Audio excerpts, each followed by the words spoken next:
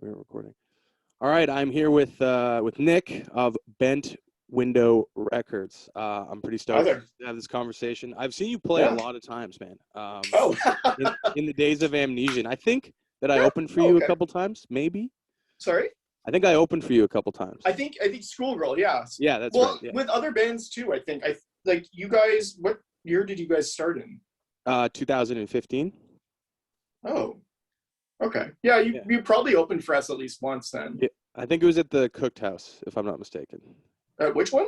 The Cook House, Brian's. Oh, Cooked House. Yeah, yeah. that was a great show. That was like, it was so like I didn't know what to expect from it, but it ended up being really cool. And I love house shows, so those are always the best. Yeah, so. his house is such a great house show. It's like it's almost cinematic, the vibe that you get in there, you know? Yeah. Is it so? Did it shut down? I don't know. Pandemic? It's been. I have no. I'm just out of touch with that world. But as far as I could tell, I'm sure that he wants to do shows, but I think that. Yeah. I mean, the man's getting older too, right? So. You can right. Yeah. Yeah. I could see that. Smoking in your house for so long, right? Yeah. I say in your like 20s, 30s, and then maybe if you're in your 40s, they're kind of maybe pushing a little bit of a test of like, okay, you know. Yeah. But I can't speak for him. No, of course not. No. Yeah. So the first thing I'm curious about is like your musical origins. I dug up your Pops' band, Bent Wind. Yeah, Bent Wind. Yeah. Yeah, and that shit is good. And yeah, it has a serious following, man. Yeah, it does. It really does. Yeah. Thus the name of the label, Bent Window. You know, so yeah. I mean, I grew up with that. I grew up with very early on knowing that he was in a band, and then getting the CD version because they had just pressed, I think, the CD version. I was in Victoria. I was like 93. It's somewhere in my collection. I have to find it. Yeah. And just seeing that and be like, oh, Dad's on the CD. That's cool. I know he had a record. I didn't know much about the record. Yeah. And subsequently, finding out what it's worth and the big following and whatnot. So was it like a musical household? Yeah. I mean, my dad, growing up, my family, I'm not Catholic now, but I was Catholic as a kid, and we went to church. My dad played in the church band. Okay. My mom was a good singer. She appreciated music. She was always like really interested in music, but my dad was like, just obsessed with music, kind of in the way I am. His workshop had like records upon records, and then he'd pick me up from school, and it would be like he'd playing AC/DC or Joe Jackson or nice. just a number of like really like kind of out there stuff, I think, for a kid. You know what I mean? Like I don't think Joe Jackson's pretty out there for a kid, for sure. Well, in a way, you know what I mean? Like it's like you don't really, I don't know, like I mean, is she really going out with him? I mean, is that it's not that out there, but yeah. Still, it's a little bit like I don't think most kids were listening to that, at all. No. No. So, and I saw him actually with my dad a few years back. So, sweet. Yeah, it was awesome.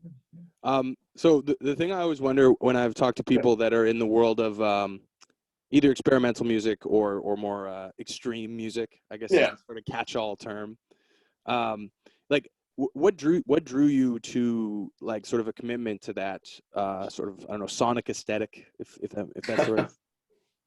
I think it's a question I still sometimes ask myself because it's almost unexplainable. It's almost at the point where I feel like I almost can't explain it, but that makes me like that draws me further into it.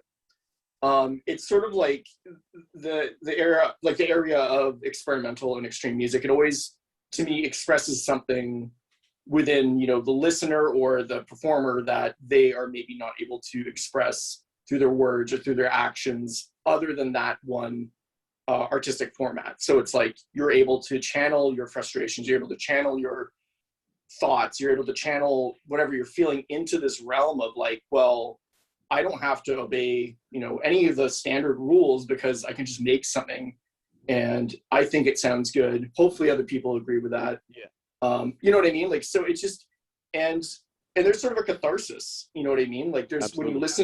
when you listen to like really extreme music, I think there's a level of catharsis.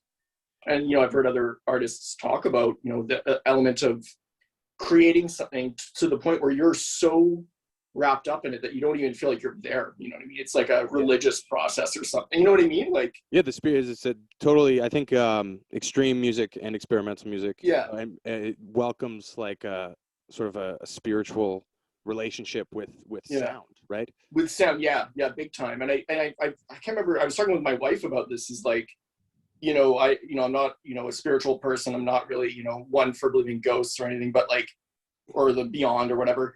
Even though I like talking about it and whatever, but I feel like when I engage with art or music or anything, it's like you get to that realm of like, that's the closest thing that we realistically have that is spiritual, is like that ability to create this sound that animals don't care really about. The trees don't really give a shit about this stuff, right? Like it's ethereal in our sort of like thoughts and actions, and it means something to us, but it means nothing to anything else, right? Yeah, and I think particularly with sound and music, that was a question I'm going to get to, but sound and music being kind of in the middle, that there is, it's the only, or maybe the best medium for expressing things that aren't literary. Film is quite literary. I've always thought of visual art as being almost passive, not in a bad way, but because you look at it and you look away, whereas music exists in the room. I guess music is passive, is more what I'm saying, but visual art is temporary. I have a painting next to me, that's why I'm looking here. But like experimental music, it's like it has to exist in an environment. It exists in the whole of the environment. It's there, it's present, it's kind of it draws your attention in, that I think there's a bit of a mystery to it as well, like where always. What comes to your mind when you hear something experimental, like the Zothical album I did? Like my whole idea behind that was to do a very narrative kind of like experience for the listener, and you download the album and it has a little PDF, you read that through, you listen to the thing, and you kind of imagine exactly what was happening. Every song title is like sort of wrapped up in the story of what goes in. So for me, it's like you can, or somebody might hear it and want to think of something else, right? Like it's sort of, there's a lot more mystery, I think, than, or if you put on any record, really, you have 17 different interpretations of it, which I guess you can say about any art, but I think there's a little more going on, because it's just audio, and then you're like, well, what does this link to? What does that link to? Yeah, and I think the creator in music will never have it's not as, I don't know how to express this, which is funny, but it's like there's even mystery to the person who made it. Because you're interacting with technology or whatever you want to call it in such a direct way, and then there's the fidelity. Whereas with something like film, you have to make a set, plan a scene. You have actors. A lot of it is inherently like out of your control. Whereas with music, it's the pretending that you have control or whatever, right? And well, I think even now it's like, especially in our day and age, where like someone like me can go and just download Ableton and make all this music with, I have all my physical gear. I have some, VST plugins and stuff, but, I'm relying more on physical stuff, but it's that sort of, no one else kind of came in the room and performed this with me. I created it on my own. I don't know if I could do the same level with like a film equivalent of that, you know what I mean? Yeah. Without thousands of dollars. And then I still have to get like, my wife works in film, so she knows this. So like I couldn't. It's not a solo endeavor.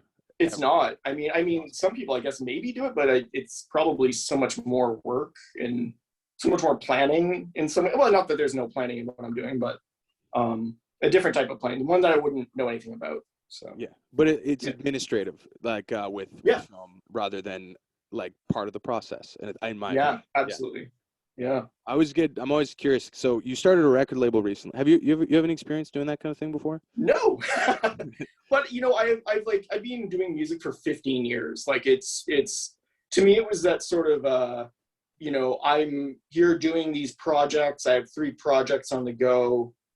I'm going to put these all up physically. And then I'm like, well, why don't I just form a label to do this? And then I'm like, well, I felt lately that there's like, I'll hear about, not even just to do with the pandemic, but bands kind of like throwing in the towel because the momentum kind of stops. And I really want to like start kind of like catching bands that I think are really like important and cool, and be like, hey, like here's something for you to kind of strive towards. Like, here's a release. Does that momentum help? And even if they break up next week, it's a preservation where there's like bands that are like, I think I saw this one band like a million times and then they never had a recording, and it's like, well, I've been there. You should have a recording at some point, and if you can get that together, I can get, you know, a physical thing out as well as my own stuff. You know what I mean? I think it's a logical like step in my sort of like journey in music, where it's like, you know, I don't have a business background though. And it's like I don't know if you need one in the like world of bandcamp later. No, in fact, you probably benefit from not having one, because you're not. You know, I mean, it's, this guy might sell. Let's sign him. You know. Yeah. Well, my wife, you know, she ran her own business, like doing film, and we've had like chats about it, and she's very like this is how you got to do it. Like, you have to do it this way, and I'm just like, well, yeah, it's in theory this all makes sense, and we're gonna do that, but you know, I don't see people lining up. I'm not pressing like 500 copies of a noise tape or anything like that.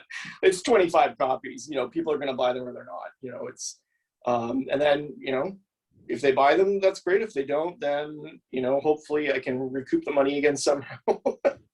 But it's okay. I mean, it's low enough stakes at this time and place that it's okay. You know. Yeah, well, and I think too, like, it doesn't take, especially with experimental music, it doesn't take a lot of people to be paying attention for it to be gratifying. No, exactly. And I mean, you know, I think a long time ago, I did like an interview with like the Camosun College newspaper. I can't remember what it's called. And it was like right when I started Mitochondrion back in the day. And listen to some of that today, actually. Oh, good. Yeah. And I think I said something like, you know, no matter what the reaction is, whether it's positive or negative, it's still a reaction, and that's fulfilling. It was something along those lines. And I think that I still believe in that. Like, even if people are just like, ooh, that's cool. Like, that's a reaction. And I think that's interesting. And I think that's, you know, because it's not like, you know, they're going to stop it from happening. This is, and then maybe, you know, that changes one day. At one time could end up being in a few months or a few years. You never know. Oh, okay. Yeah, you know, that was my path to experimental music. Was saw a house show, don't remember where, but it was a noise band, and somebody turned to me and said, "Have they started yet?" Right, and I was like, I knew that they had started, but I was just like that reaction alone. I was like, I'm sold on this. I want to do that. I want people to say, "Has he started yet?" You know? Yeah.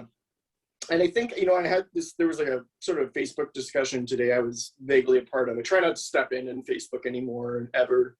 Oh, dude, it's so toxic on specifically Facebook. Like, I just think everywhere, like, social media toxicness is everywhere. But it was somebody's talking about the band Suicide, Teeman, actually. And he was talking about how he didn't like Suicide and stuff like that. And I, you know, when I first heard Suicide, I was like, I don't know what to do with this. Like, what am I listening to? But that stuck with me, the fact that I'm like, what am I listening to? I don't know what to do with this. And over time, as I kind of would throw it on between, you know, other albums, it started to creep in more. And it's often those artists that I think you maybe don't know what to do with at first, or you're a bit like kind of thrown off of like, what? Okay, wait, what? That you form a more personal bond with, and then you tend to, I think, gravitate more towards over time, rather than the instant gratification of some music. And there's nothing wrong with that. There's nothing wrong with hearing the instant gratification of a good riff or a good thing right away that we all, you know, kind of jointly. I love rap, like trap music for that reason. Like, like trap music. It's a fun, accessible type of music. It's you know, and it's like playing Grand Theft Auto, man. Like, no, I mean, it's you know, I think everything has its validity, but you know, you go to experimental music and you're like, well, somebody cared enough to make this, so I might be the person to care enough to listen and follow this. Like, there's no reason not to. What have I got to lose? Like, I gain something. I gain someone else's perspective. I gain a new appreciation for a different sound. Like, it's a win-win situation if you follow it. Like, right? Yeah. Do you find that there's an importance with experimental music to the context of the music? I often find that I worked with a guy who was very influential to my taste in music, who finally put out a record that was really good. Land Titles. You should look him up. Okay. I'll check it out. But he would often tell me about these records, but he would know so much about how they were made or what their intentions were. and there were these crazy minimal electroacoustic records. And Yep. when I wondered, I'm like, would you still like this if you didn't know that? Yeah, that well, I mean, maybe it comes with developing the taste for it. Like, I mean, you can listen to something at first and like it for what it is, and then as you learn more about it, it becomes even more ingrained, or you experience it live and it becomes more ingrained. I find that's a big thing for me. There's records that I think if I maybe heard it just on CD and like, you know, wherever, I'd be like, yeah, this is good. Like, band from Vancouver, Goat's Blood, long broken up, probably will never get back together. In fact, won't get back together.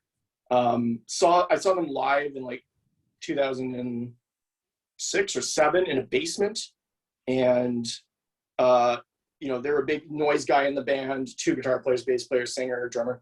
Got through like 4 songs before the noise guy in the band just like flipped a table and like threw a cinder block into the drummer. Like, Yeah, it got chaotic. And because I saw that and the music was so chaotic, it was like this, like, oh my God, like this is something. Like, this is an energy. This isn't just like, you know, just the music is great, but adding this energy to it and this like fear and this unpredictability, it made it like, okay, this is one of my favorite bands. yeah. And I still have their CD. It's like sitting over here, and I can put it on at any time. Like, no matter how I'm feeling, just put it on.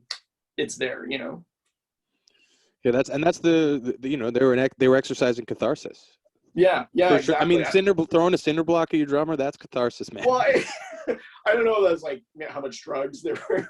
Maybe. You know, I mean, whatever though. Like, I mean, it was chaos, but I mean, like that's what that kind of, you know, it goes with the territory of the music. Like it's kind of. I don't think they're throwing a cinder block at me, but you know, I think it wasn't. Yeah, it was something. It felt special. I don't know. It sounds terrible, but it felt like a moment, and it felt like a sort of like, whoa. And to them, I'm sure they just played a show and the guy got a little bit too drunk and threw something. Like, yeah, you know. I've been there. So I hope that answers your question. I don't know if it's too tangential what I'm saying, but tangent away. Yeah. I like the N Anthony record. So you recorded that. Is that how you pronounce it, right? N Anthony? N Anthony, yeah. Yeah. So it was I believe it was Forms, the most recent one from a couple Forms, weeks ago. Yeah. You recorded it from a CRT TV in 2004. I want the full background. I listened to it a couple times. I want to know this. Oh, good. Yeah. So I think in high school I got my first bass. 2003 was when, you know, Mitochondrion was first kind of starting. You know, I was going to Nick, the guitar player's house, and jamming.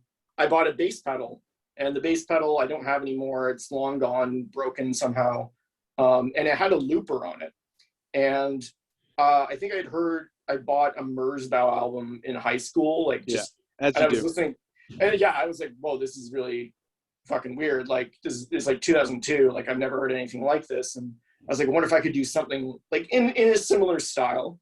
And I had, you know, my dad was a big believer in like, you should always have a tape player in your house, and you should always record any ideas that you have, anything, you just record it, doesn't matter. Yeah. And I thought, okay, you know, I'll set this up as best I could. It was, I wonder if I actually still, you know what? This is probably the tape recorder it was recorded on. Sorry if this is a bit of a journey of a, so like, this is probably the tape recorder it was recorded on, and it has a little, I don't know where the thing, there's a little mic right there. Okay, hell yeah. And I probably, how I set it up was right near the speaker of the TV. And then I took the audio out of the TV, plugged it into the bass pedal, and started looping sort of the tones of changing it from what is it? The button you press to do the input. So it changes that input. So it has that tone And so I started, you know, kind of, okay, I can turn that up a bit, and I can put a little bit of distortion on it and loop parts of that, and then change channel. And I kind of just did this thing. It was just spontaneous for me.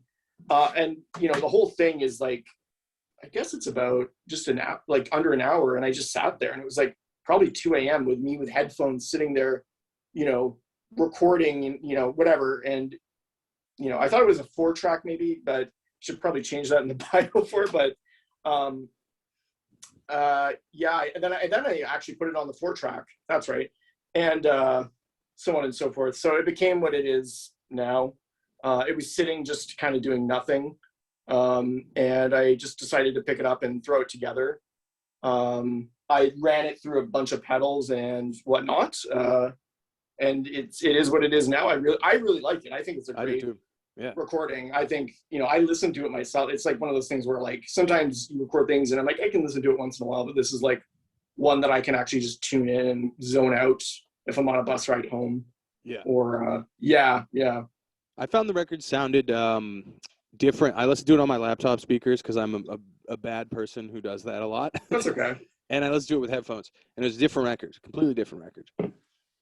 Yeah, for me, it's like even if you're listening to it digitally, I don't think it really does it justice. I think the format that like it was recorded to tape, put on to Ableton, kind of given a little bit of like just a tiny bit of compression to give it like, you know, so it doesn't peak all over the place. Yeah. And then put it back on tape through, you know, duplication. And I think like it has to be kind of be like it's best heard on that cassette version, where, you know, I'll put it on the 4-track over here and just press play on the headphones, and it has this quality, you know, where it's there, and it's sort of like, you know, I always imagine when I listen to it, this kind of nightmarish world of, you know, the cover is very indicative of what it sounds like, I think, where it's just sort of, you know, and that's the kind of package, you know, the package kind of works with it. And even the fact, the physical version, you know, I sat there and, where is this thing? I made the little, like, you know, labels on this little puncher thing.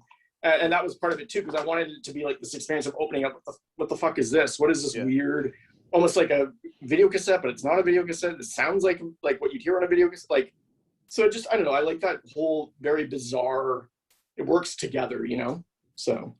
Yeah, I know that, like, cassette culture is something that I think will never die, simply because it has that kind of exciting, like zine quality. Is that, maybe that's the wrong, but like you can sneak a lot of shit in a cassette.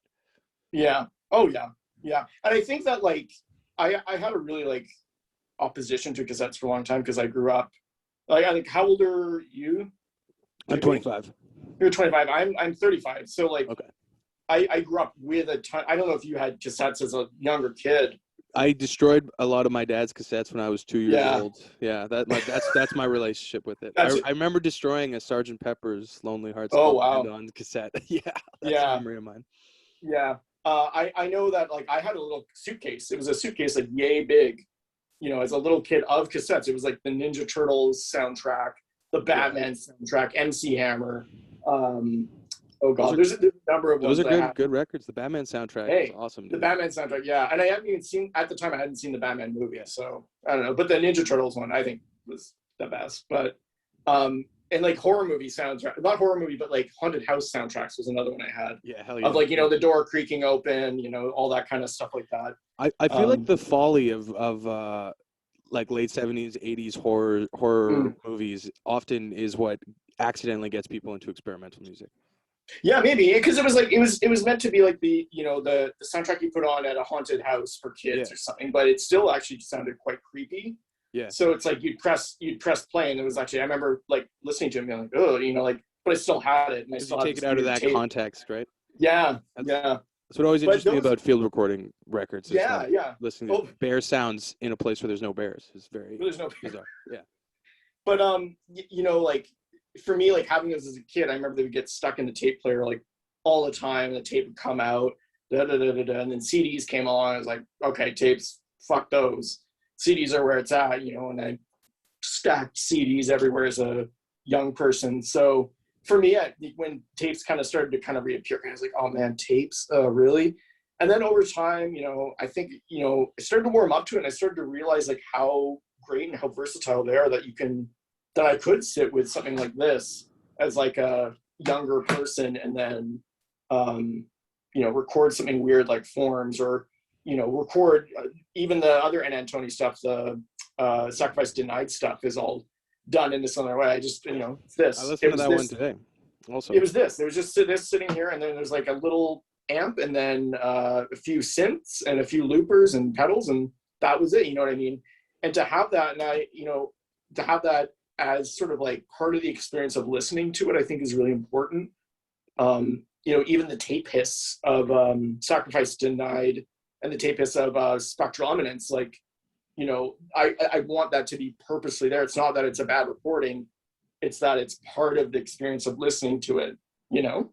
Yeah, 100%. Yeah. And like, there's something about tapes and specifically instrumental music that there's just this unquestionable, like, I have like a false nostalgia when I listen to tapes or watch VHSs, but it's like, I guess I did grow up with VHSs. I didn't grow up with tapes.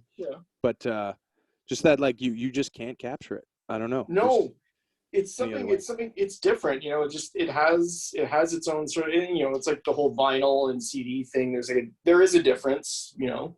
I mean, whether that difference is like major now at this point, because, you know, a lot of the technology's catching up with records and stuff. Yeah, a lot of vinyls sound like, modern vinyls sound terrible, honestly.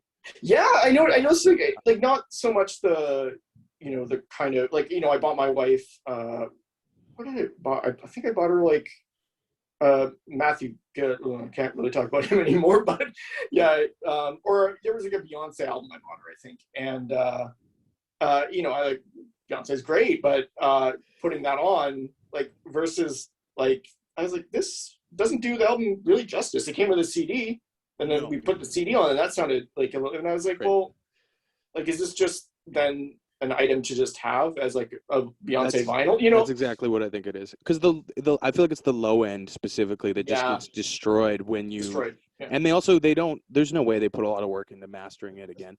Like, no, I mean they would have, like, I don't know. That's a great question. You know, the process of that, maybe, you know, somebody might have.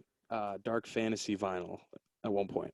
It was. It sounded terrible, man. Terrible. Really? Well, yeah. I'd listened to it so many times on an actual CD that it was like, you know. That's too bad.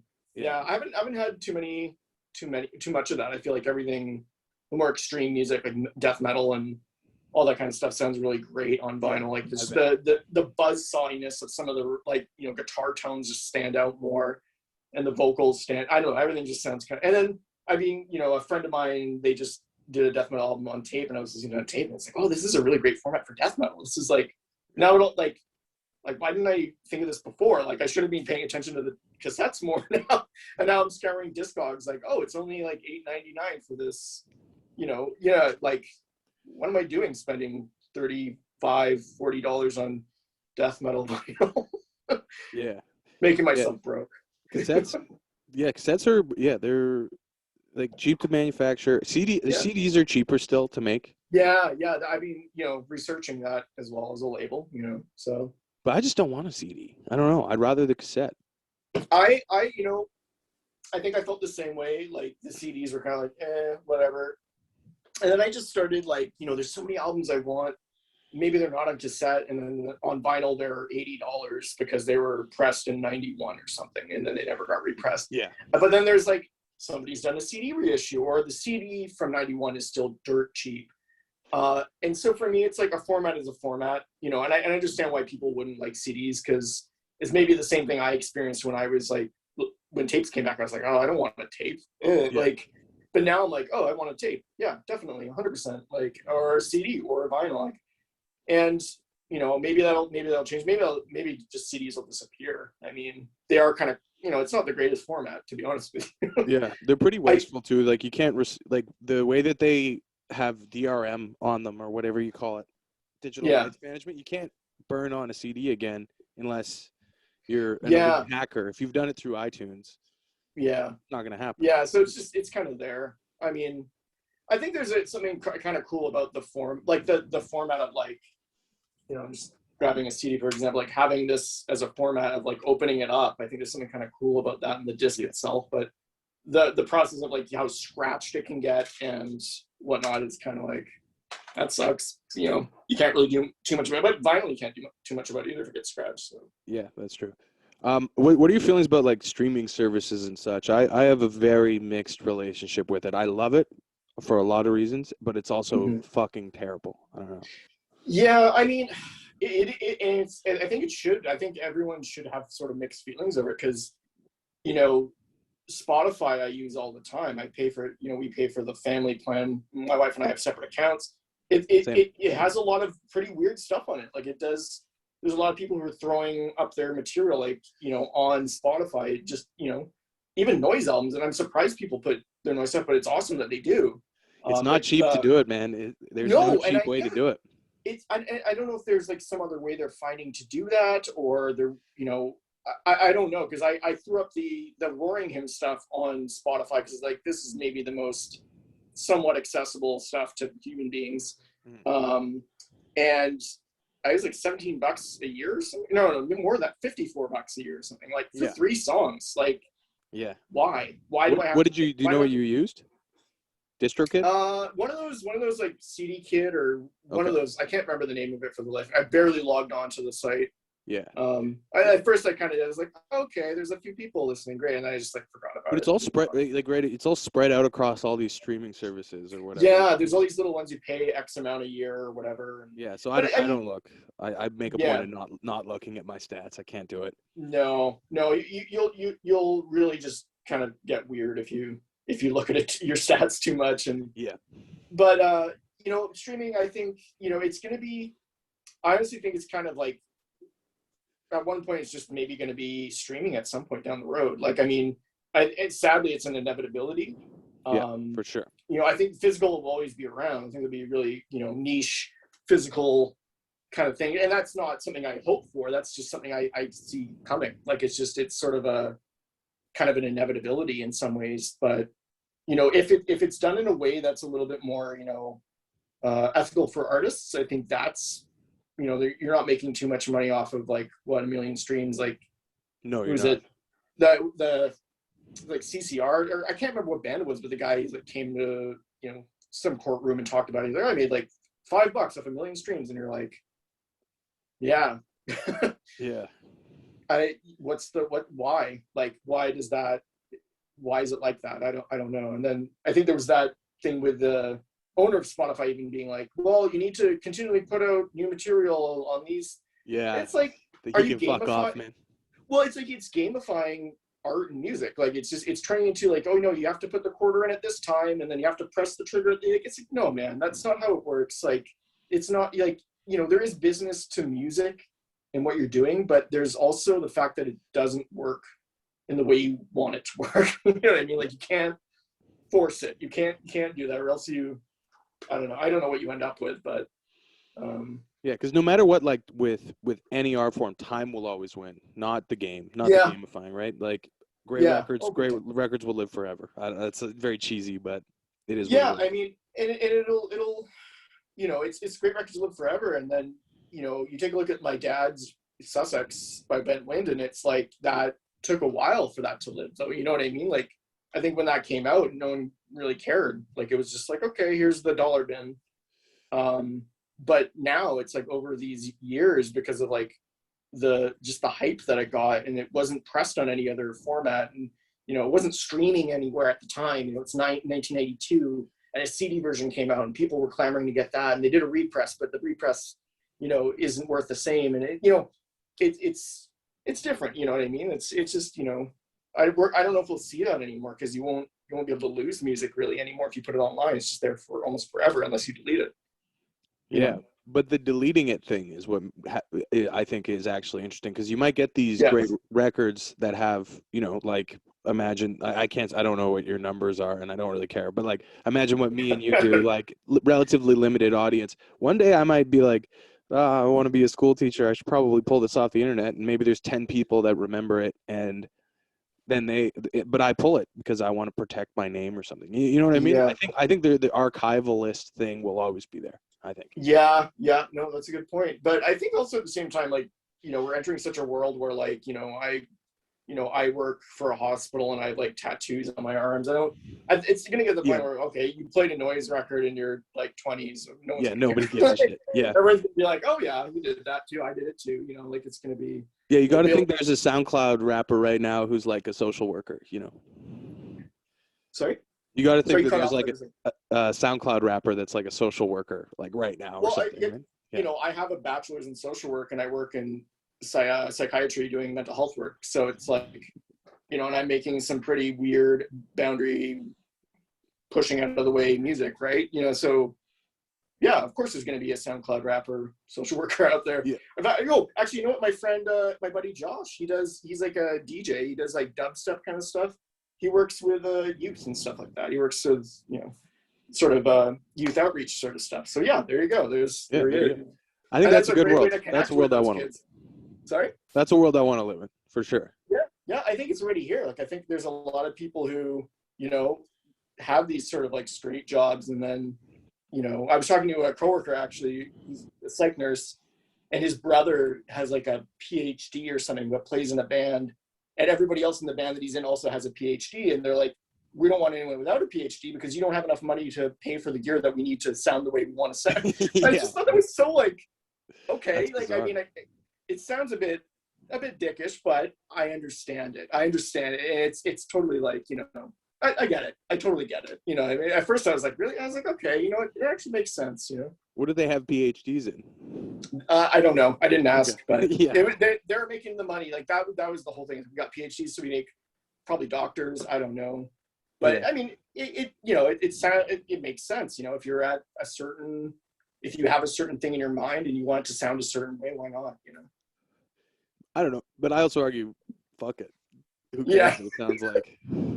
Yeah, no, I mean, I think it's like, I try to give everything a fair shake and try not, if people want that sort of like certain sounds that, I don't find appealing, I don't think it's anything wrong with that. That's their, their prerogative. And I think, go do it, that's awesome. Like, there's no reason not to, like, you only live once kind of thing, YOLO or whatever. Yeah. And, but like, just do, like, if you want that clean sterile sound, why not? Like, it's you, and you love that. I love a recording that sounds like a TV being turned up and down, like through a distortion pedal. I mean, it's just personal preference. And I mean, I don't have to listen to very sterile music. Maybe I can pop into it once in a while. It's fine, and just, it's all experience. It's all somebody's, ideas that pop out. They didn't, come out of nowhere. Yeah. Even if it is sterile, The idea of, I guess, sterile too is like very subjective based on what you found challenging throughout your life. Big time. With media you've consumed, right? Because I find watching Keeping Up with the Kardashians challenging. Someone else might find watching Twin Peaks season 3 very challenging or something. Very challenging. Yeah. That's a pretentious as fuck thing to say, but and you can take so much from really like simple things that we all kind of write off really quickly. Like even Keeping Up with the Kardashians, like, you watch it, but like, what is the underlying kind of message about what's going on in the show? Why is this show popular? How did these people get this much money? What, you can kind of take a lot from things, I think, even if you have this sort of like opposition to them. And I find, like, as somebody who does like weird music and noise music and, out there metal, I think, and it's not always the case for people in this sort of scene, but I find that like other things I can kind of even like understand things that people hate. Hey, like, it's kind of like, oh, I understand, like people really hate there's the new Danzig album, the Danzig sings Elvis. And people just don't like it, but I love it. I think it's great. I think it sounds really like, it sounds so bleak and so like there's something so like end of the road of like, this sort of mournful sounding, I love Danzig and I love all his work. I think he's like amazing, but there's something like just bleak about it. And that quality makes me want to listen to it more. And people just shit all over it. They're like, it's terrible. Like, you shouldn't have done it. Yeah. But I'm like, no, he should have done it. It's awesome. I think it's great. You got to like, let it settle for a bit. And you're going to find something maybe in it in the long run, even like, Keeping Up with the Kardashians, maybe you'll find something in it in the long run that, it's not what I actually do kind of like it. That's why I'm just full of shit. Well, and we wouldn't be talking about it if it didn't have some sort of weird presence in our like, cultural psyche, right? And it's weird to admit that because we all want to pretend like, oh, screw, it's so, superficial and this and that, whatever, but you don't get anywhere thinking like that, though. You don't learn anything. You don't learn anything when you think like that, right? Yeah, I think you just need to approach it and just kind of take it for what it is. And like, if you can pull something from it, that's good. If you can't, just move on, focus on, what you're interested in. I think, in my 20s, I, would tear a lot of things down. Like, oh, screw this, screw that. And now I'm like, I don't need to do that. It's somebody doing their thing. I got to focus on what I've got to do. Yeah. You know, so. Yeah. Yeah. The best piece of advice anyone ever gave me was when I first started playing shows in Victoria. As you do, I befriended Andy Anderson of Cavity. The man. Beautiful man. Yeah, for real. Yeah. And The man. he said to me, he was like, he wasn't even giving me advice. He just said this. He's like, yeah, I find young bands are very competitive and at each other's throats for no reason and end up kind of burning out for that reason. And yeah, I took that as a, hey, JP, don't do that, you know? Yeah. And that's I've taken that to heart. That's a great piece of advice. Yeah. Like, I mean, I think you're all there together. There's no sense in like, and I don't think I ever felt that when I was doing music in Victoria. Like, I never really, maybe it was other people thought that. I don't know about, you know, any band I was in. I don't know. I always felt like everyone was really connected and very supportive and like very like everyone was there for each other. And I remember there was a band that came, some straight edge band from somewhere in the States came up to play a show at the Troiler. And the main vocalist, you know, and I'm not really a big straight edge hardcore fan. Like I respect it. Was like looking in the crowd during this house show and was like, you know, this is really unique that I'm seeing a room full of like metalheads, punks, straight edge guys, you know, some like guys with like board shorts and like a sideways hat, you know. Yeah. He said like, this is weird. This doesn't happen like where we come from. Like it's normally just like hardcore kids. But it was like everyone was there because it was just, you know, live music and we all want to support it and it didn't matter. And that's something about Victoria that I found really unique is that I think the genre like kind of like lines were always a bit blurred. I don't think people really, you know, maybe there were some exceptions obviously, but there was like a lot of people just supporting each other because it was creating something in Victoria. Yeah. You know, and people would show up for each other, show up for shows, and you know, it's a really unique thing. I don't think, you know, I am going to do a ton of shows in Vancouver. I mean, to a few since I moved in 2017. I can't make a judgment on that, but you know, I think for Victoria, that's something that's unique, you know, or I don't know if it's the same now or not, but I don't know. There hasn't been a show in a long time, and I didn't go to shows for a while, just out of I don't know. I just didn't like going to bars. Period. Fair enough. Yeah, I mean, it's not. Yeah, I get that. Like, it can be a bit, I don't know, overwhelming at a bar and stuff like that. I mean, like I you know, years ago I was like, I never want to play a bar show. I don't want to do all ages shows or house shows. And now like I could do anything. Like I would love to play bar show. Bar shows are great for a different reason than house shows or, you know, all ages shows. Yeah, they're fine, but you know, I don't know. Yeah. The all ages shows I've always found it depends. It depends a lot. Yeah. Like, there's the ones at the Rat. You ever played the Rat Shack? No, I never did. No, you never did. Okay. I always wanted to. No, but yeah, no, I never that was did. could get to be a bit mayhemic with the sort of because it is all ages, but it's also there's a smoking room. Yeah. I remember like even like James Bay Community Center though. Like I don't know, that hasn't had shows in ages and ages. I don't know. You never went to any shows there? I played there. Oh, you did? Was it the bigger gym or the smaller? It was the small gym. Yeah, it was the Gary Cassette's anniversary show. I think Troy and Morgan put it together. 3.5 years ago, 4 years ago. Yeah. 2018 maybe.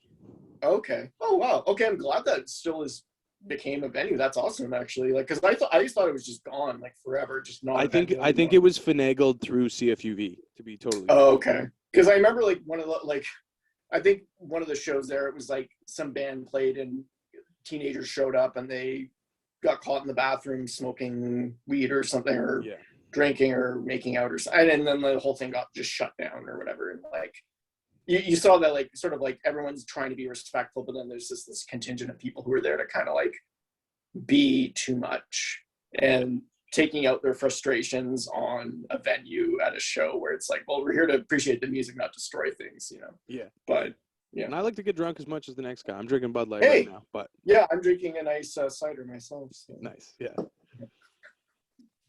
I was curious. So one of the records that you released, or I guess re-released, whose was it again? It was Zothraquah?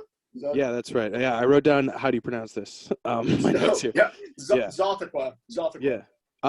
So what's the mastering process for you? Because I exclusively know mastering through Ableton presets and a couple of Well, VSTs that I've bought over the years. yeah, that's And I just essentially the drag it same. on and change the Yeah. compression a bit and go, yeah, I sit with like another speaker, and I sit with like headphones, so I kind of listen between the two, and I kind of do different mixes, and I sit around and listen to those more. Like, do these feel right? Do these, muddy up something? And like, I don't think the two mixes are insanely different, but they are different enough that I think it makes it to me a difference. I think it sounds a little bit more like there's a bit more room and stuff like that. And that's a record that like I would have ultimately liked to go back and actually like mix.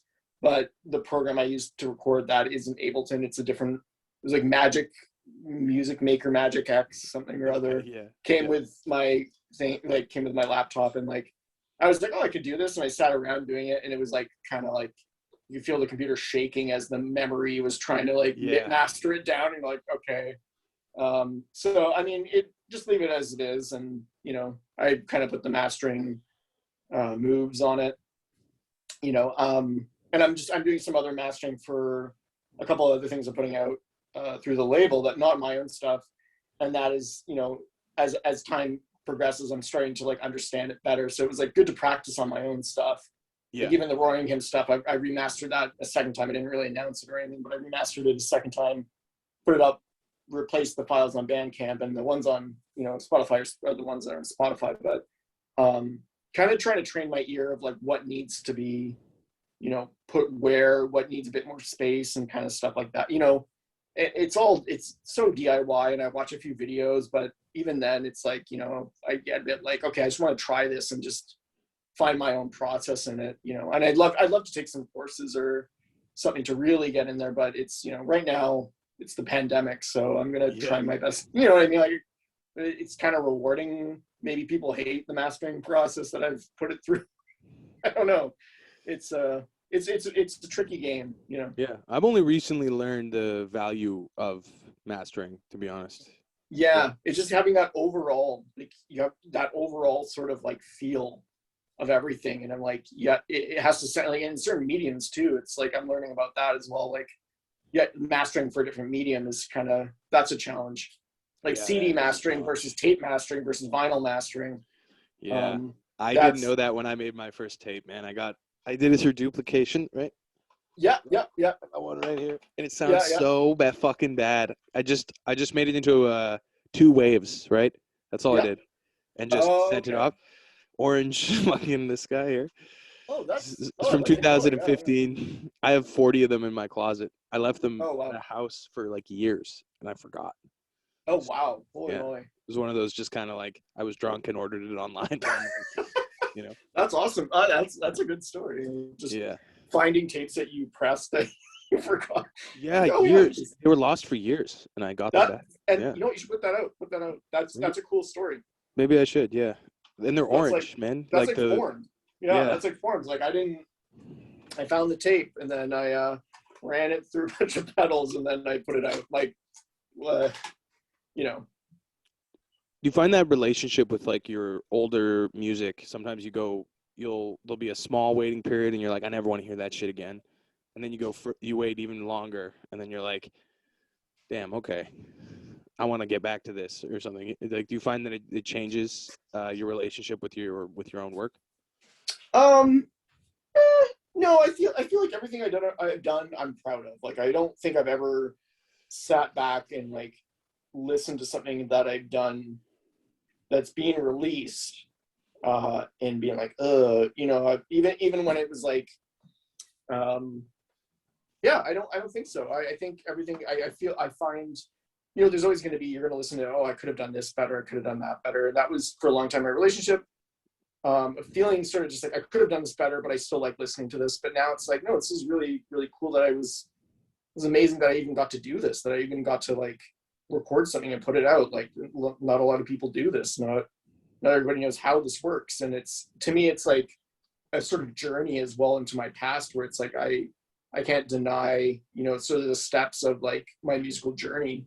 I don't think I think maybe at some point all will come to, you'll come to like be like, okay, it makes sense, you know what I mean? Like, okay, this is all part of the same thing, you know what I mean? The first show I ever played, recorded, you know, sounds horrible, but you know, it's part of the journey, and there's something special about it. You know, it's going back to that. You got to find something in it that has something that can speak to you. Like, I think that, you know, I think anyone can do that with anything, you know?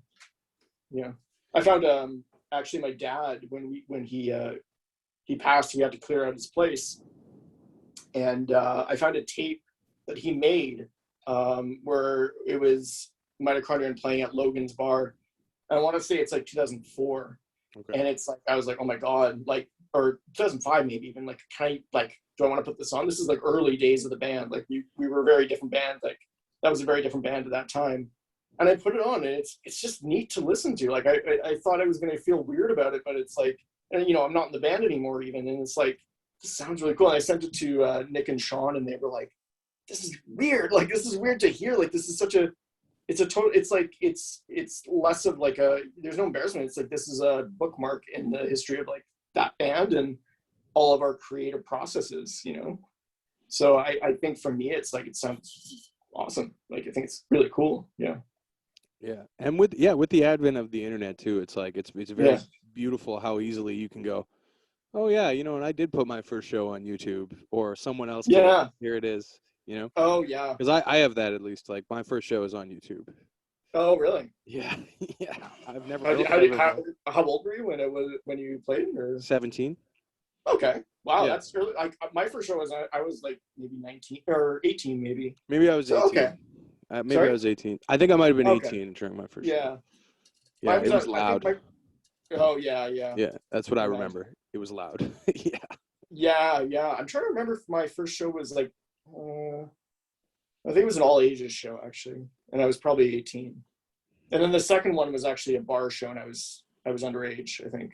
Yeah. At the time, I got away with a few of those because my band members were quite a bit older than me. Oh yeah, that's kind of funny. Snuck me in. Yeah, I think you know, I definitely had my first like underage beer at a bar at the time. Yeah. And like, hey, like this is gonna and that sticks in my memory, having that first beer too. It's like that's. Yeah, and it's something special. That was a special moment, you know. You're like, oh man, like I'm here. This is it. You know? Yeah, I hate, to be honest with you, like the magic of playing a live show. I lost at a certain. Yeah. Point. Yeah, I really. Did. Yeah. Do you still have like? You still find it exciting? Yeah. That's I find it like it's out of everything in a band that I like playing live the most. I think that for me is the best part of being in a band. And there's just something so, like, jamming is great, you know, and you're playing live when you're jamming, but like having this moment of like, you have to find yourself in this sort of milieu of like, there's all these people looking at me. There's, you know, maybe there's lights, maybe there's not. I'm on stage. Everyone's focused on you. And, you know, for the longest time, you know, I get like the sweats, but then I also get the excitement, but then I feel like I oscillate a lot. Yeah. But sure. That makes me want to do it more. Like it like that's sort of like you're you know, like David Bowie had that quote about like, you're going to a point where you feel just out of your element, and that's where it's right. You know what I mean? I think there was some sort of, you know, that quote. It's like, that's how I feel every single time I go play live. Like I do feel a bit out of my element, but I also feel like that makes things more dangerous and more interesting and more engaging and more, it makes me want to do my best. You know what I mean? I think the last show I even played was a Roaring Hymn show, like the only Roaring Hymn show that's happened, with my wife Teresa on keyboards and me guitar and vocals. Is a different set of songs than what's out there. But it was like, it wasn't a ton of people. It was like 5-6 people and then some people I knew from the other bands, but then I loved it. I forgot about like, and it was such a new experience because I was used to being in metal bands where I'm like either screaming or playing bass or whatever. And it was like this totally different process of like just feeling so empowered to be like, wow, this is so different. This is a new thing for me. And like, no, I love it. I miss playing live shows a lot. I wish I could do it more. Yeah. I'd like to try again, but I don't know. Yeah. I stopped getting nervous, and that makes me. You stopped getting nervous? Yeah, completely. To be honest, yeah. I lost my nerves, and it's not exciting then. I don't know. Yeah. Yeah, I don't know. Yeah, I started playing solo about 2 years ago. I was like, I Yeah. don't need to put together a band. The bureaucratic nature of trying to put together a band really was hard for me. I think it's hard for a lot of people. Yeah, You know, because I I've think I don't never think had a that formal you're band alone. except schoolgirl. It was always like, oh, Yeah. improv-y noise kind of thing, right? Yeah. And I was like, I don't know, just I guess maybe it's just the laptop, man. I The was using laptop? I was using a laptop for a lot of shows, and I was sitting behind a Okay. laptop for a lot of shows. But I had instruments, but they were plugged into my Yeah. laptop, and No, that's I lost. There's something about my computer being there that just fucking makes me unable to find the presentness. I don't know. interesting. Yeah. I mean, yeah. Huh. Do you find that you're like jamming then? Is that, how do you feel about that? Is that sort of a similar Do I like experience for you? when I'm jamming? Yeah. Like, do No, you find that? I love jamming. Yeah. Yeah, I find it Okay. heavenly. Yeah, yeah. Yeah, heavily. But then like transferring that to live, it's just like it becomes like you're going through the motions sort of thing. Like, is that how it Yeah, feels? Or? I'm just sitting in front of a laptop. Like I'm concerned that I've gone over time. Those are the things running through my head, or I'm concerned that I Yeah. didn't play long enough. Yeah. I'm worried that the sounds that I've picked don't suit the next artist. Okay. You know, Huh. am I being judged that Interesting. I have a pint of beer on stage with me? Whatever. Those I don't know. I got into Yeah. that. I don't know why I'm talking about myself so much. Sorry, but No, it's fine. I think it's it's good to like have this in this dialogue of like us talking about our processes, and it's good for me to kind of learn more about your process too. I think that because the live you know what? shows, it's such a difficult thing to pin down, like Yeah. what you feel while you're there, Yeah. and Yeah. yeah, It's a lot of energy. It's a lot of different, just kind of, I'm not trying to be like, I don't know how to explain. It's unexplainable in some ways where you can't really put a finger on how you feel. It's just this sort of like, you're nervous, but I'm also not nervous because I know what I'm doing, but also it's unpredictable. But then there's also all my friends here, but then there's also people I don't know. yeah, And yeah. it really like, it begins to kind of like, when I played kind of the first shows outside of Victoria, that was when things became like a little more like, like a little bit more, I don't know how to explain, like Mitochondria played in Vancouver and there was like nobody we knew in the audience. And that was like, I don't really remember it. I think it was kind of drunk, but I think we played well. It was a long time ago. And then, Amnesian played Sled Island. And like, there's a few people I knew that were there, but there was mostly faces these people are from just Calgary. And it was like, it was something else. Like, it was just a different feeling. And I think I felt less nervous then. Me too. Yeah, when I played Sled Island, I weirdly Yeah. felt not nervous. I was like, "Hey, you guys Yeah. want to see what we got? The Yeah. curator said yes. All right, Yeah. we'll give it to you. Hell yeah." Yeah. Like, those were some of the Like, best shows ever, man. it's like they don't have any contacts for like, whatever. And there's your safety net of like looking out there is not there. So you're just like, okay, I just got to go with it. I got to pretend like they're there maybe or something. Yeah. But I found those to be like some of the best. Like, I think that there was something really special, I don't know, about playing in front of just like a place where there's like no one, Yeah. And Victoria can be like, you play at the 50-50 or something, and it's like, well, your friends in the front row. So it's like, okay, like, what's up, Maybe that's what made it lose the magic, was some of that, perhaps, was like, because it would be like, oh yeah, okay, my girlfriend's now, because like I've had the same girlfriend for the last, I guess, 3 and a bit years. It's like, okay, she's there, my brother's there, a couple other friends that always show up are there. They are 20% of the audience. You know what I mean? Like, where it's like, they already know what I'm going to do. Yeah. And you're like, I'm not going to, like, am I going to impress them? Yeah, well, nothing I can do will surprise them, Yeah, exactly. It's sort of like, you push yourself into that sort of safety zone, and then maybe it's that safety, you know what I mean? It's like, but then how do you get out of that sort of level of like safety in Victoria in some ways? Like, it's a safe, because it is so small. Yeah, it's small. It really is. Yeah.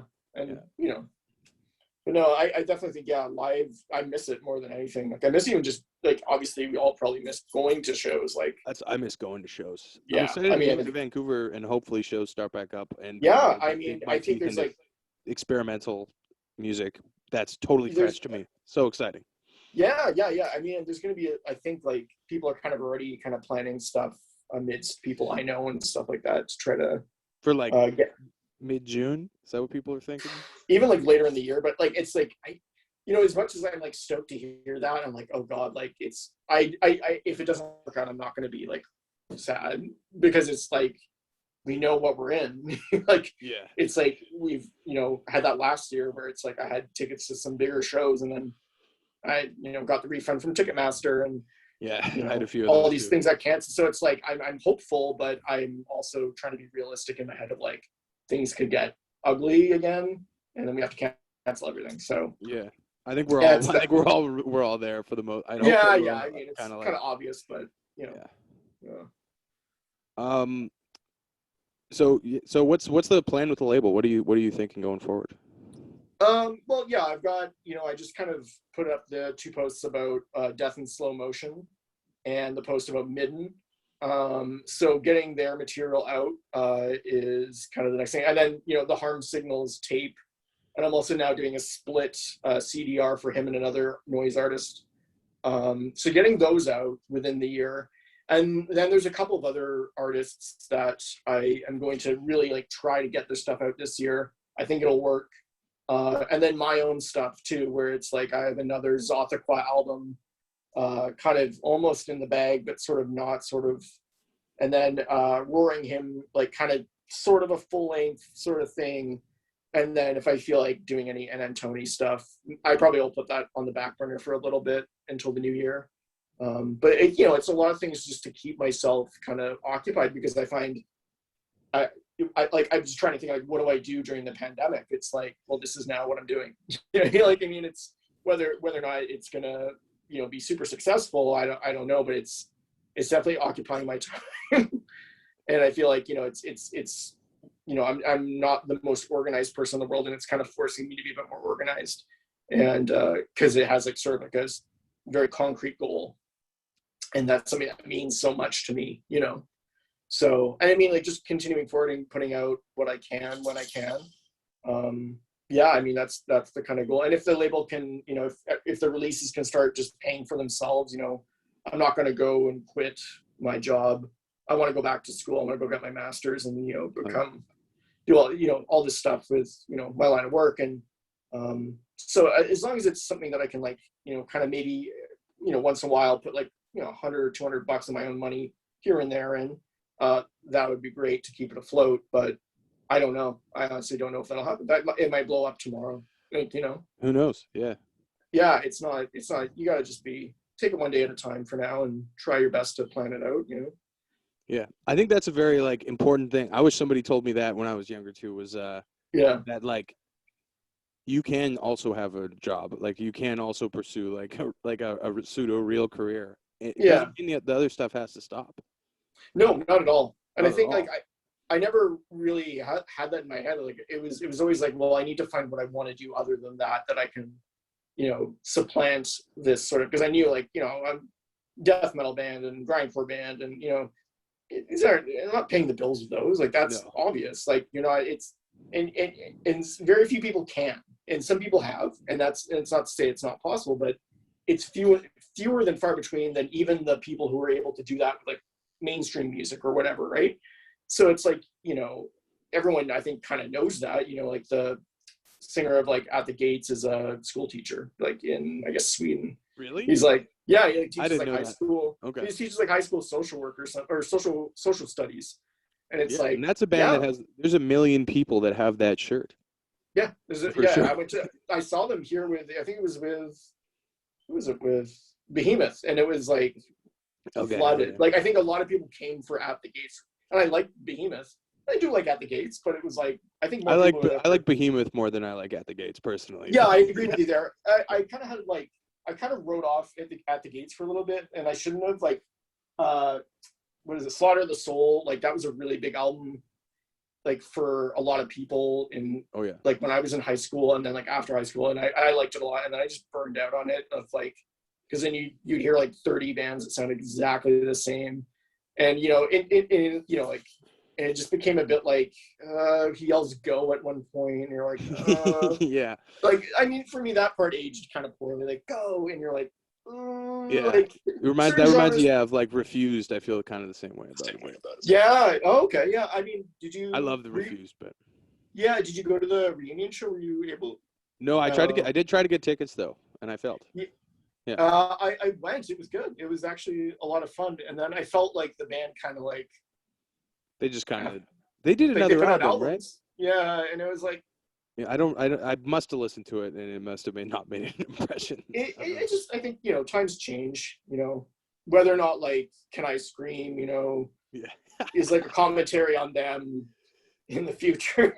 I don't know, like yeah, I don't know. It just I mean good for them though. Like I mean I'm not gonna hate on it. Like that's not fair. Like good that they still keep it going. I think that's cool. That's gotta respect that. What was your shit growing up? What were the like early-ish like eureka moments with more esoteric music? Because Um everybody always it's like, oh yeah, the yeah. Beatles, whatever, Rolling Stones, or with the people from hip hop I've talked to, it's always like, Kanye, Gucci Mane. Yeah. So in high school, I think I think the first kind of like weirder kind of, and it's not even weird, was like, I was the age where like new metal was coming out. Okay. And then like there was a radio station, 107.7 The End in Seattle. And they played a lot of like, alternative stuff and all that kind of stuff. Like at the time, Victoria didn't have an alternative music station. It was like the Q and a couple of others. And I used to tune into that. And I think, at the time, I was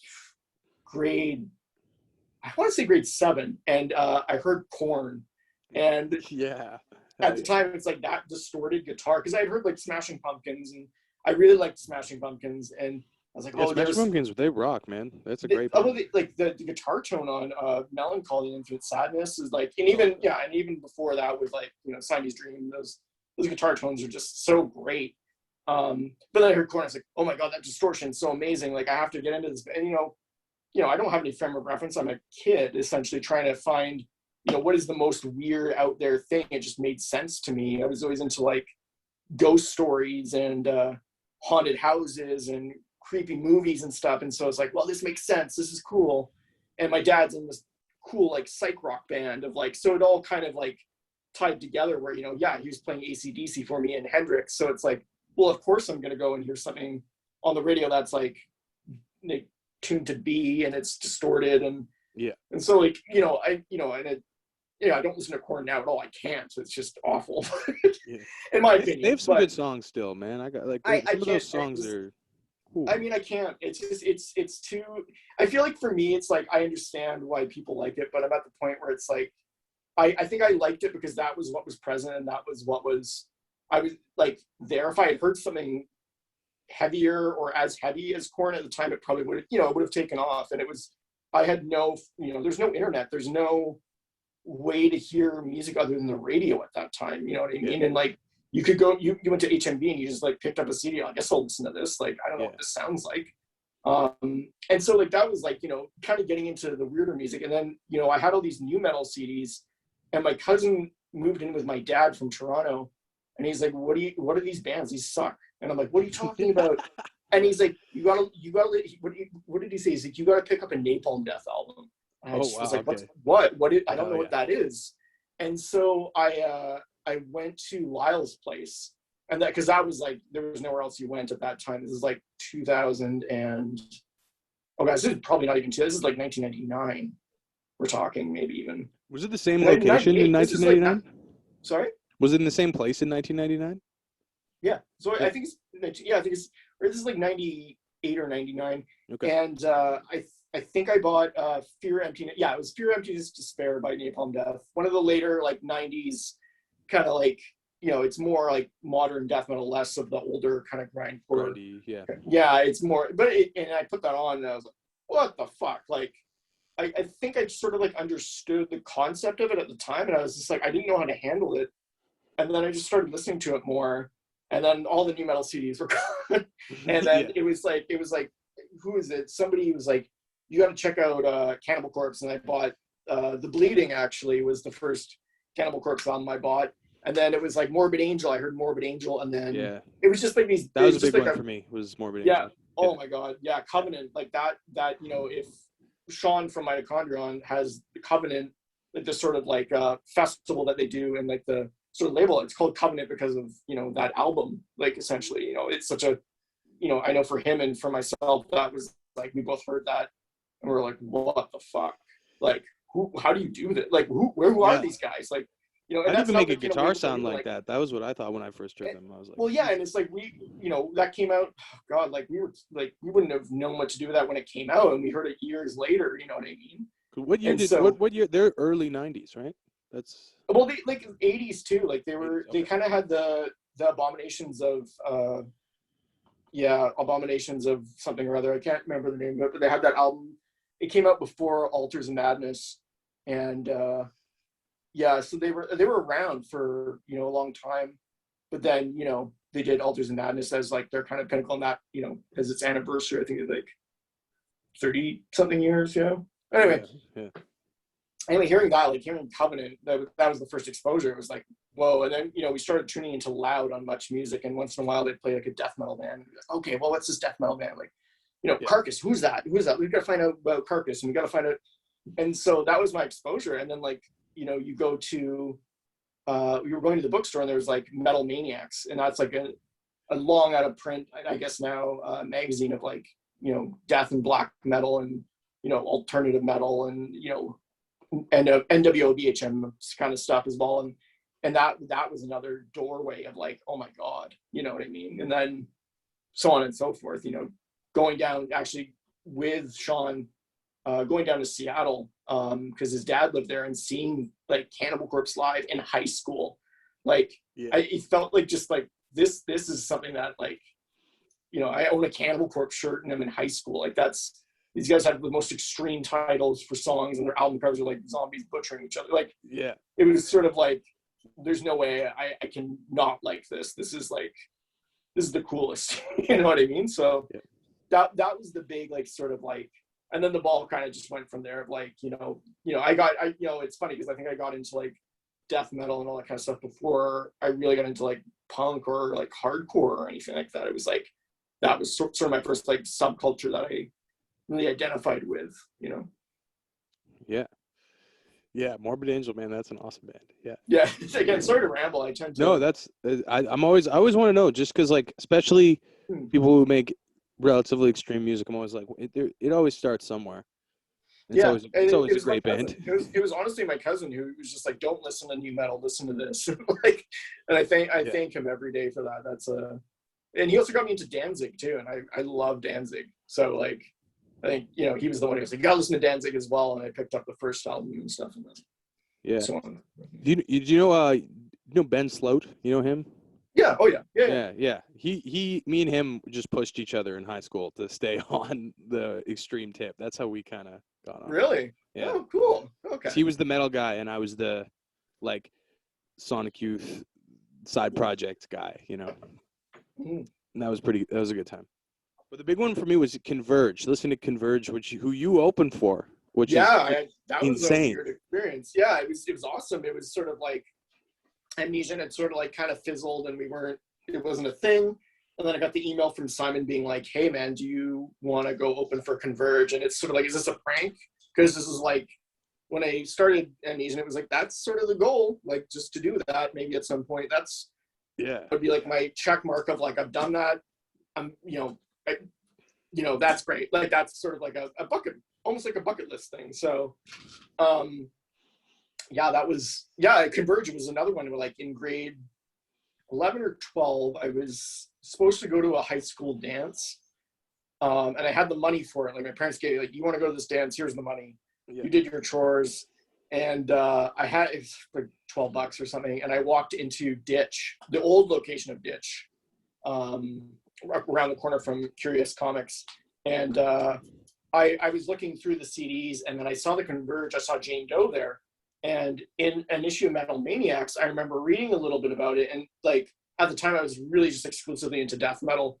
But there was these dudes with like short hair, and like they're wearing, like, not wearing metal shirts. They're just kind of like these skinny kind of like guys. And I'm like, what is this? Like, is this a metal band? Like, I don't know what this sounds like. And I took it home, and like, I bought it. I was like, I'm not going to the dance. I want to hear this. Like, I had this moment of like, should I go to the dance and dance? Like, no, I'm gonna buy this CD and take it home.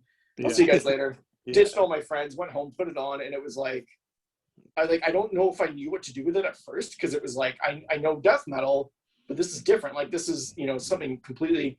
And then I just became obsessed with that band. Like it just like, yeah. And at like, you know, that was a big turning point too. It was like, whoa, like this is something else. Like this is really fucking awesome. Like, you know, I still love death metal, but this, you know, metallic hardcore, whatever you want to call. I don't know. I've never known what to call them. Like, because I don't feel right calling them metalcore, because that infers a lot of like certain bands and certain like certain types of vocals that they don't do when you. Yeah, and they like yeah, they're just such a unique band. I think that, you know, I kind of just refer to them as like a metal band. I don't know if that's the right thing, you know, like metal with hardcore influences, hardcore punk influences, because I mean they do meld the two together. But I think that was a big change, and like, you know, and then finally seeing them, like I think it was maybe like a decade later or so, like that was just like, whew. Yeah, I never got to see them. I was at Sled Island and could have gone to see them, and my bandmates were not into it. Yeah. I mean, opening for them too. Like I saw them 3 times, I think, before I opened for them, and we like went down to Seattle, and they had played there 3 times. I was like, I'll go. Fuck it, it's right there. Like, why not? They played with Coalesce, who were another one of my big time favorites, and that was amazing to see live. And then Converge played. I was like, whoa, this is something else, you know. Yeah, it was the first time I'd listened to music and gone, nope. And that was like, because I was a big like blog reader, and Jane Doe's a critically acclaimed record, so I put it on. I had What CD. I don't know if that rings a bell to you. Sorry. I had What CD, which is like a. Oh, it sounds familiar. Like, it's like a private music torrent tracker, but it's also like a forum. Yeah. It's long gone now, but like I found Jane Doe on there, and I was like, all right, put it on. I was like, this is fucked. And I like to I listen to like Slayer and stuff. And even then I was like, this is too heavy for me. I can't do that. I had listened to Merzbow even, and I was like, no, I can't do this. And then the next day, like I thought about it, and I was like, why did I have that reaction? Let's give this whole album a chance. Yeah. That it completely changed the way I think about music. Like completely. Like I was like, if you feel challenged, keep listening. Keep listening. Yeah, that's a really good thing. Yeah. And I think it takes a while. Not everyone gets that too. Like they might. I think it's, you know, you don't do yourself any favors by just kind of ignoring certain things, like ignoring music and not trying to understand it. You just don't. Yeah. Well, and it's not like a movie. Like if you go to the movie theater and see something challenging, like you go, like let's say, like I don't know, you take someone to go see like a Tarkovsky movie. Or something, and they have no idea what it is. They're gonna be like, for at least half an hour, be like, "What the fuck is this slow shit? What is going on?" But they can't. You can't really leave the movie theater. You paid for your ticket. You're stuck there. With music, people do. I've seen people walk out of movies like that's a. Yeah, I've walked out of one movie in my life, but really, what was that? The first G.I. Joe movie I walked out. Yeah, that's fair. I passed out during one movie, and I can't remember what it was. I was just not feeling it, and I was like, I'm going to sleep. And I fell asleep during Cats also. Okay, yeah, that's fair. I was really bad, though, so. Oh god, yeah, we watched that on we did like a Zoom watch of Cats, me and a bunch of friends, like last year, and it was just like, what happened? It's fucked. It's something special. Like and maybe we can find something like we can find the humor in it, like I was saying earlier, like that's what we can find, that just the sheer absurdity and the ability to put it on and just laugh, like except hard. For the fact that it costs like $200 million, and it's there you go. Man, come on. You could have fed a lot of people with that. You know, you could have made a lot of like movies that were like maybe you could have made like 20 good artful, movies. Yeah. Small time directors, just give them carte blanche. Yeah. You seen any good movies lately? That's my gimmick on this podcast is when I run out of steam my ass. You seen any good movies lately? You know, so right now is Doxa, which is the Vancouver Film Festival.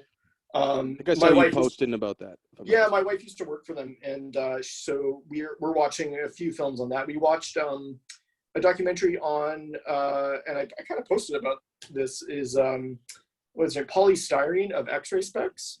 And X-Ray Specs were a punk band that I knew about, and I'd heard growing up, like, because I had, when I was in high school, I was probably like in the high school, and I was probably the only metalhead I don't think there was really many. There was one person, I think, when I was in grade 12 and grade 8, who was wearing like a Immortal shirt. And I was like, whoa, good. Hell yeah. And I was friends with a lot of punk people, and I think they must have put on X-ray specs because I knew the bondage up yours or whatever. And yeah, I was like, okay, I'd like to give this a try because I don't really know anything about X-ray specs. I don't really know much about her life, and it was this very, very moving and also kind of like, for me, poignant for the experiences of my life, because it was polystyrene was a person who suffered with bipolar disorder, and that was my dad as well, and she's a musician, my dad was a musician, so there was this very, and the film's made by her daughter, and it was just this like, whoa, this is a little bit like getting close to home in some ways. And the tangents of like her being like a woman in the punk scene was also present, and the fact she was biracial was present as well. But then it was also like the fact that like this is something that my dad experienced, and I mean this is some polystyrene who's like way bigger maybe and more influential than my dad's work, but it's still that that sort of current kind of really hit me, and that was really like, it was kind of really interesting to see. And I feel like I could see her daughter almost like processing, and her polystyrene has passed away. She had breast cancer and passed away, and I could see her. My dad's passed away, so I could see her processing that. And for me, it was a bit of like, whoa, like, am I still processing, my dad's death or whatever? So, kind of a weird one. It was good. I mean, yeah, I recommend it. The undercurrent of mental health, family matters, and creativity, right? Yeah, and that's a complicated through thread when you put those together, for sure. Oh God, yeah, it was definitely like, whoa, like kind of a little bit like really on the nose. Film. yeah, but then I was like, oh my God, it got me thinking of being like, whoa, like this is kind of legacy, and looking at who someone was and the whole version of themselves and stuff. That was really good. That was really good film. It's called I Am a Cliche Polystyrene, or something like that. I might have the title wrong. I apologize to anyone who's mad about that. I'll correct it in the radio version. Yeah, sure. Yeah. How about you? What have you seen recently that's good? I'm a big film guy. I say this all the time when I do these interviews, but like, I try to watch a movie every day. I watched a movie recently called Blood Harvest, which is a horror film starring Tiny Tim. How old is it? It's like 30 years old. Yeah. Blood. Okay, I'm writing this down. I think you'll like it. It's on Tubi, which is a free streaming service that I've been really. There's a lot of like. I've never used it, but yeah. Yeah, they have. I think they have deals with a bunch of like those people that re-release sort of like forgotten B movies. Okay. And so there's lot. There's a huge archive of like, they don't have, like trauma movies, like Toxic Avenger and stuff. They have they don't have that stuff specifically, but anything like that is there. That's awesome. I love that kind of stuff. My friends and I, during the pandemic, have taken to watching it, like not over Zoom, but we'll get together on Zoom before, watch the movie and text each other, making fun of them. Like just bad movies like that. Like, what was the one we watched? Oh my God. It was a movie about like some sort of a baboon that gets let loose in a hospital and it has an experimental drug and starts killing people. I can't remember the name of it for the life of me, but it was just one of the worst movies I've ever seen. Yeah. But now I'm like, okay, Blood Harvest, Tiny Tim, like that's gonna be. Yeah, it's only 80 minutes too, and it's like. Okay. Yeah. It's just got a lot of it is just like him dressed up as a clown singing like Tiny Tim does. Yeah. And it's awesome. It's awesome. It's like super dated, like, but just fucking awesome. Yeah, I loved it. Yeah. Today I watched do you know Lars von Trier? Oh yeah. Yeah. He's a problematic guy, but I don't know. I like his movies. And he did a TV show because I was curious about. I was looking. I think I know The Kingdom. Yeah, right. Somebody recommended it to me a long time ago. Yeah. It's awesome, man. It's like I was just like I wanted to watch something like Twin Peaks, and I remembered that. And it was Twin Peaksy. Okay. Oh yeah, is it ever? Yeah, like a little bit too on the nose, but okay. Yeah, but did you watch the most recent season of Twin Peaks? You better believe I did. Yeah. Yeah. What did you think of it? I haven't watched it all the way through. Okay. I'm still kind of like pacing myself on that. Like I watched the first episode, and I was like, okay, okay, I'm gonna do this. Yeah, Where I find like experimental film and TV like kind of be like, it's a little like I like it, but it's also like I got to be in the right frame of mind. definitely. Whereas like experimental music, I can just throw it on, kind of like I can throw a noise album on or whatever. That's a little different. But like the total immersion of like the visual and everything else is a little bit different for me, and I tend to be a little bit like, oh God, maybe I'm not smart enough to get this Yeah, sometimes. I feel the same way. My taste like, in movies but I like leans it. more I towards like Liam Neeson, generally speaking, right? Yeah. Well, and as I said, like my friends and I watch these horrible movies, and it's just kind of like you're just kind of watching them for laughs. Like you're kind of watching it for, and then there's movies my wife and I'll watch that are like serious, really well made art films, which like I was medium into before we got together, but I've come more to appreciate now. But then also taking it to the other extreme of like here's a movie with a stuffed vampire that chases people down hallways and like blood shoots out of it. Like I want both. I want both. I want to be able to oscillate between the two because they have something. They both will have something in it I can take from it. Well, that's where I think like experimentality in film is a lot more.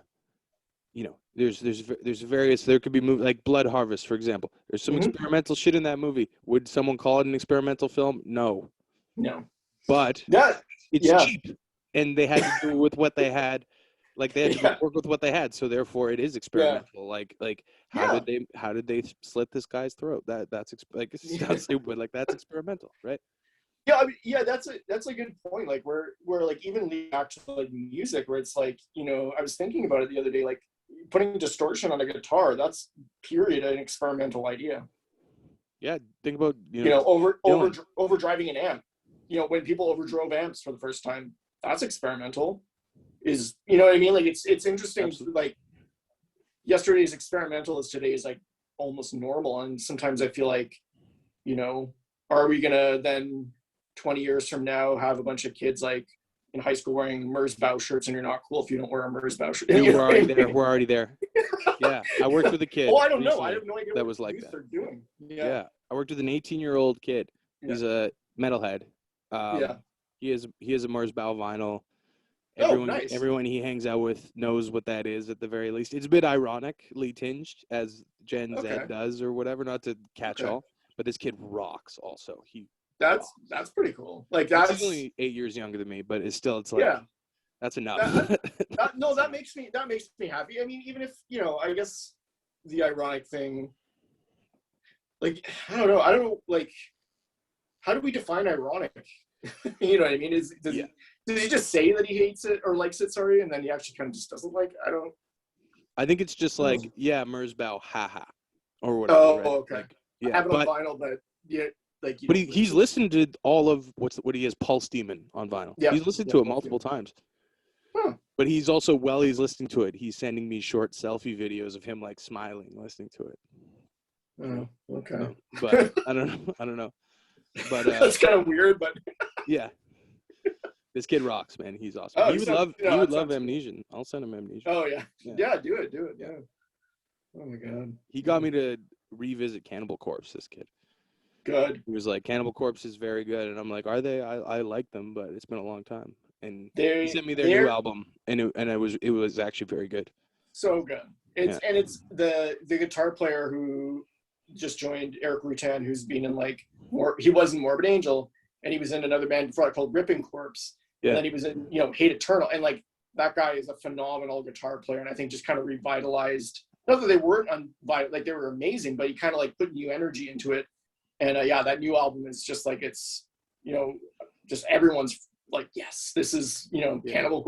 Right now it's like this is awesome, and I'm stoked for that because like I kind of like I was obsessed with that band. I have it's like a 15-year box set thing with like set lists from the shows inside it that I got, and like from the shows and and like and then I kind of I still liked them, but I was focusing on other things, and then I kind of fell out of listening to them all the time. They did a few albums I listened to, and they're like, these are sweet, but then like now I'm like, oh fuck, I should have stayed on it. You know what I mean? Like it's just I was obsessed with that band. It became a bit more of a back burner for me, and then now I'm like, okay, I've got to go revisit the albums that like Kill and I think Torture was another one or something like that. Yeah. I didn't write them off, but I didn't pay them as much due as I should have, you know.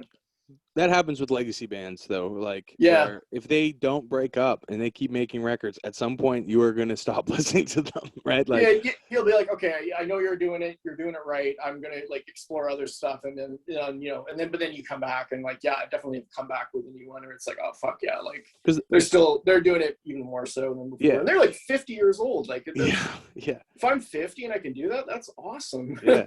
Because their band, like, they haven't changed their sound all that much, but they are so fucking good at it.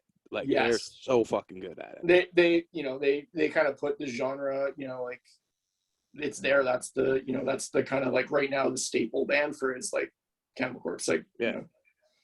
You know, yeah. Sweet. I don't think I have anything else to ask you. Yeah. It's cool. It's been great. This has been a lot of fun. I'm glad. I feel weird now. Like, what did I say? What did I even talk about?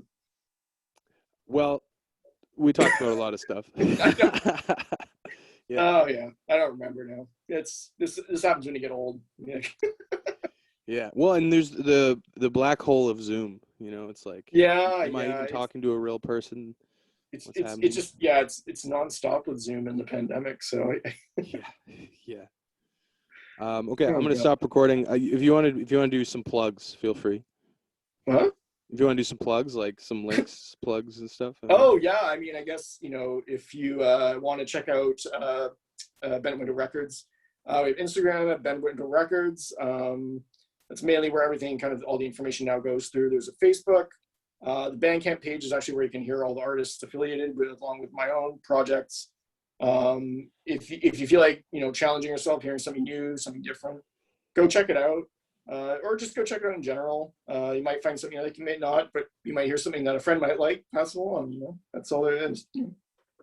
I didn't prepare that at all. I'm just like, well, you know, check it out if you want. Yeah, it gets my cosign, and I'm a discernible experimental music listener, I guess. Yeah, I mean, I like it. You know, so if you like it, listen to it. If you don't, you don't. Whatever. Yeah. Sweet. Thanks, man. I'm gonna hit stop recording now. There we go.